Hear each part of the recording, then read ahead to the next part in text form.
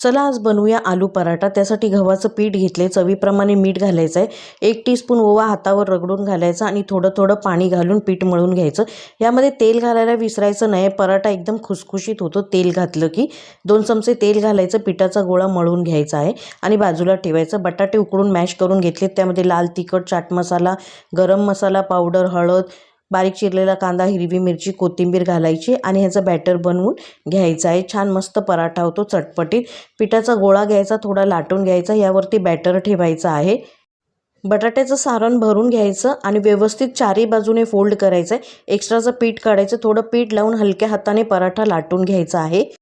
बटाट्याचं जे आपण सारण बनवलं त्यामध्ये सुद्धा थोडंसं मीठ घालायचं आहे चवीप्रमाणे, म्हणजे छान टेस्ट येते।